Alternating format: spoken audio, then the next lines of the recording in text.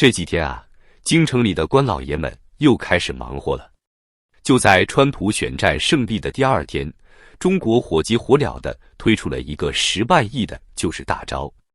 按理说，这么大手笔的政策，不得把 A 股炒得翻天覆地，可你猜怎么着？市场反而嫌弃起这个政策来了。让我们先来理理这10万亿到底是个什么配方。据路透社报道，这10万亿主要分2块，一块是6万亿的地方债务限额提升，另一块是未来5年每年新增8000亿的专项债券，加起来就是4万亿。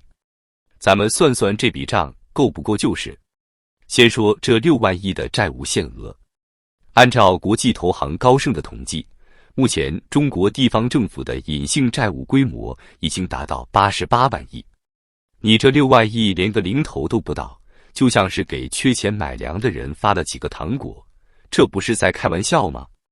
再说，这每年8000亿的专项债听着挺吓人的，但是跟2023年地方政府3.8万亿的专项债发行规模比，这简直就是在打折销售啊！而且今年1至9月，地方政府的财政收入同比只增长 0.1%， 但支出却增长了 5.3%。这意味着什么？意味着地方政府的钱袋子已经瘪得不成样子了。更要命的是，这笔钱主要是用来填窟窿的。有专家分析说，光是保证地方政府公务员工资、政府运转和基本民生的3保支出，一年就需要10万亿。这么说吧，这次中国放出来的10万亿，连地方政府一年的基本开销都不够。市场为什么会对这个政策失望？因为大家都看出来了，这哪是什么刺激经济的大招，分明就是给奄奄一息的地方政府打强心针。现在很多地方政府已经穷到了什么程度？据知情人士透露，有的地方公务员提出保6争8，就是保证发6个月工资，争取发8个月。你说这政府都穷成这样了，拿什么去投资，去刺激经济？更糟糕的是，这个政策发布的时机实在是太巧了，正好是在川普选战获胜后的第2天。大家都知道，川普竞选时放了什么狠话，要给中国商品加征 60% 的关税。路透社引述专家分析说，中国这次仓促推出救市政策，分明就是被川普的胜利给吓得。而且你看他们连数字都不会算了。财政部长蓝福安出来吹嘘说，这是一个及时雨，是把向准的化债组合拳。那我们就来算算，这个组合拳到底能不能打得准？根据国家统计局的数据，今年前3季度中国 GDP 增长只有 5.2%， 而且这个数字还是经过了层层美化的。更要命的是，9月份的 CPI 同比下降 0.3%， PPI 同比下降 2.5%。 这说明什么？说明中国经济已经陷入了通货紧缩的泥潭。再看看房地产市场，据中指院统计，今年1至9月百强房企销售额同比暴跌 30.8%。 光是恒大、融创、富力这些曾经的地产巨头加起来就有3万亿的债务要处理。你这10万亿救市资金，光是给这几家房企填坑都不够，更别说带动整个经济了。最搞笑的是什么呢？就在发布这个10万亿政策的同一天，中国银保监会的数据显示，中国商业银行不良贷款率已经创下10年新高，达到 2.6%。 而且这还是官方数据，实际情况只会更糟。一位银行内部人士透露，真实的不良率可能要在 15% 以上。我还要给大家爆一个猛料。据彭博社报道，现在中国已经开始要求分析师们避免使用通货紧缩、经济危机这样的敏感词，连说实话都不让说了，这不是掩耳盗铃是什么？你说中国现在怎么沦落到这个地步的？说白了就是过去这些年大搞国进民退，把民营企业都整塌了。数据显示，2023年前3季度民间投资同比下降 0.6%，这是改革开放40年来首次出现负增长。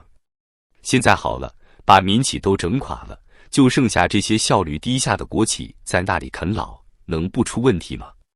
更要命的是，这10万亿说白了就是借新债还旧债。按照国际货币基金组织的测算，中国的政府债务与 GDP 之比已经超过100%。你现在再加杠杆，不就是饮鸩止渴吗？说到底，这次中国急吼吼地推出10万亿救市，既救不了市场，又救不了经济，反而暴露出自己已经慌了神。就像一个在赌场输红了眼的赌徒，已经不管不顾地在梭哈了。这不禁让我想起一句老话：形势一片大好。现在看来，这大好的局面恐怕只存在于那些官老爷们的报告里了。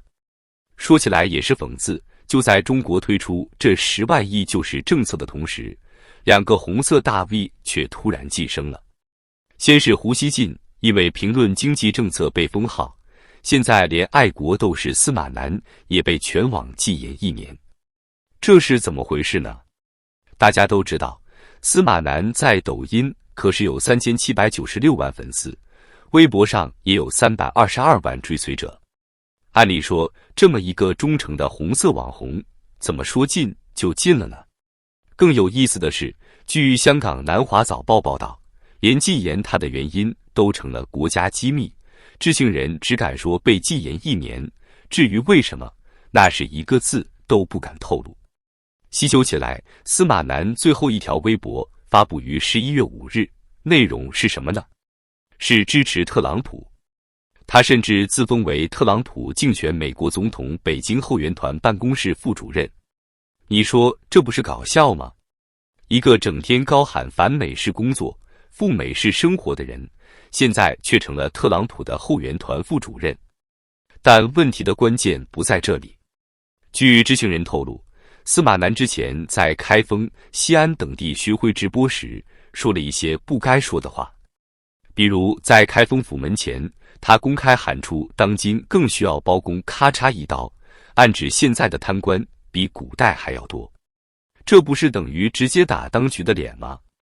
更要命的是，他还在直播中暗示人民更恨某人，这下可捅了马蜂窝了。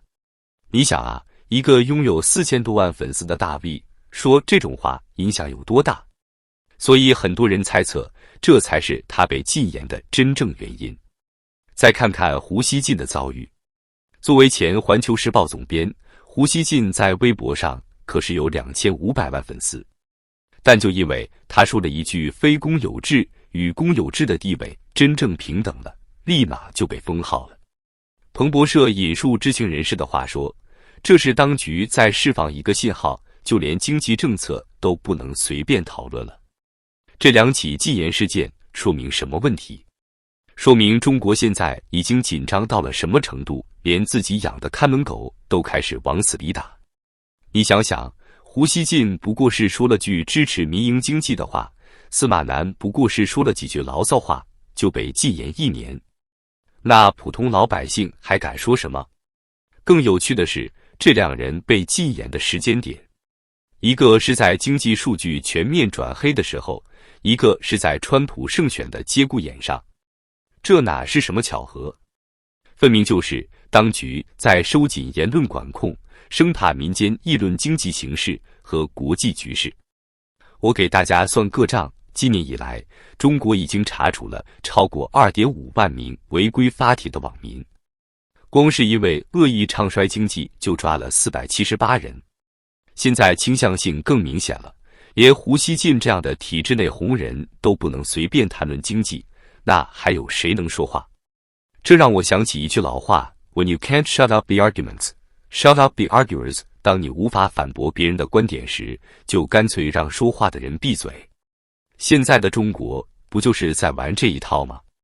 从10万亿救市到禁言风波，都在印证一个事实：中国经济和社会的压力已经大到了当局难以承受的地步。而他们的应对方式不是解决问题，而是堵住提出问题的人的嘴。正如一位网友所说，司马南和胡锡进的遭遇就是一个缩影。在这个体制下，就算你再忠诚，说错一句话也会被打入冷宫。这是不是很讽刺？